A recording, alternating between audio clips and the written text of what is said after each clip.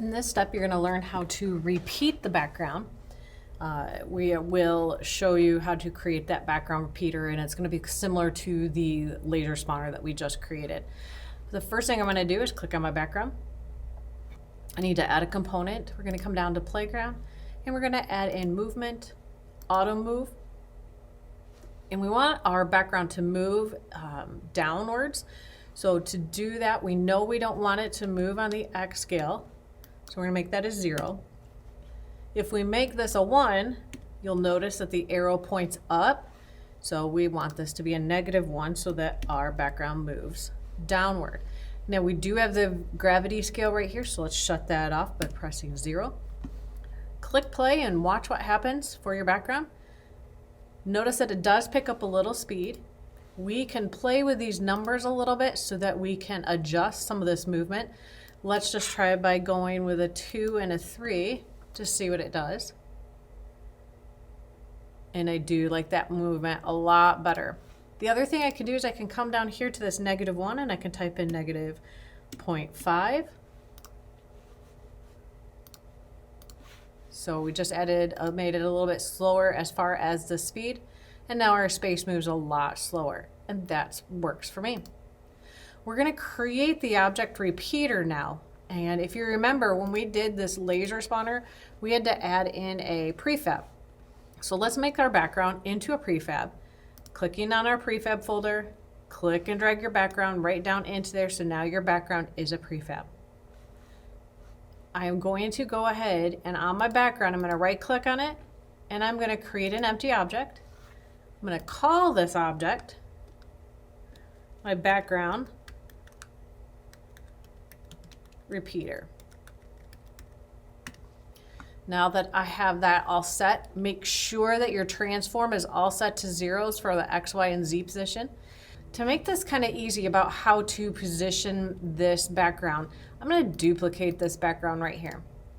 And now that it's duplicated, once it is, you can grab your move tool and I'm going to move it so that it is straight up.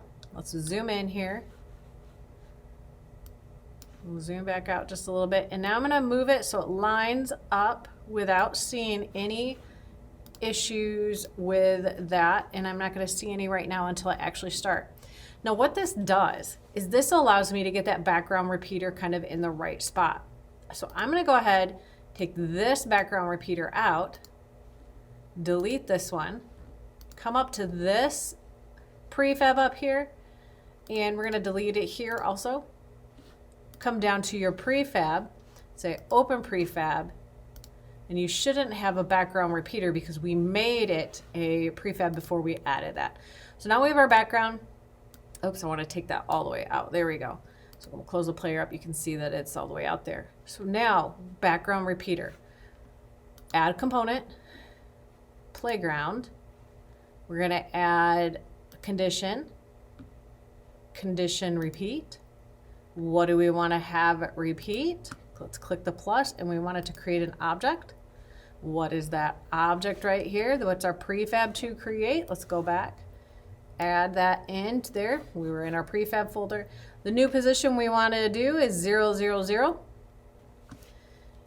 New position that we want it, if we leave it at 0, 0, it will then just repeat here in the middle. So we want to say relative to this object, and that object is this background repeater. So now let's click play.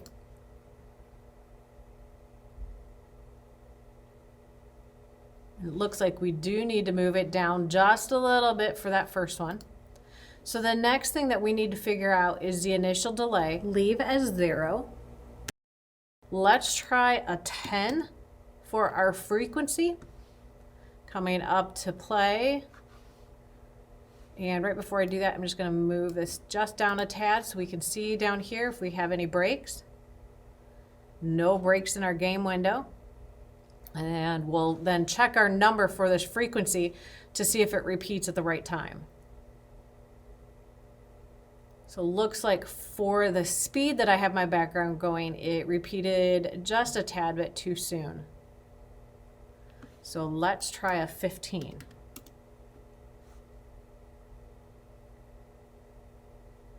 The idea is to just have a background repeating up here just in time for it to go off screen. That was a little bit closer. Let's try a 20.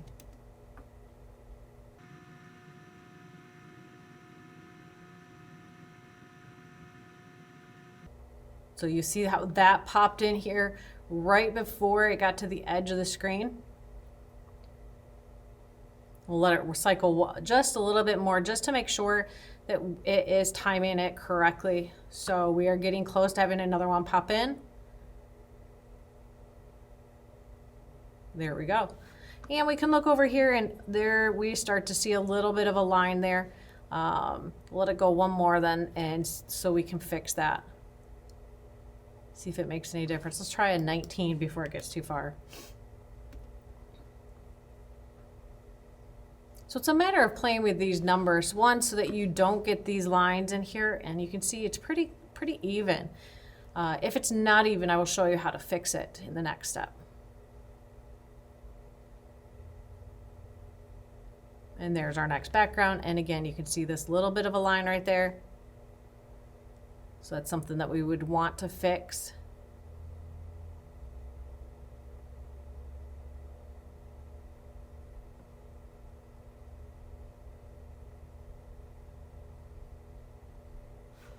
Let's try 19.5.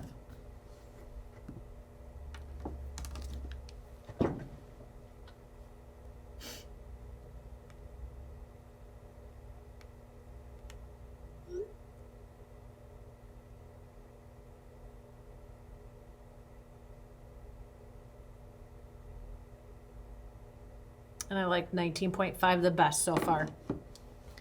So in this case, I'm going to go ahead and stop.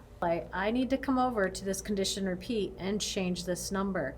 When we were playing it, we thought 19.5 looked to be about the correct number. So make sure you add that back in after you stop play. And now I will show you how to fix that background.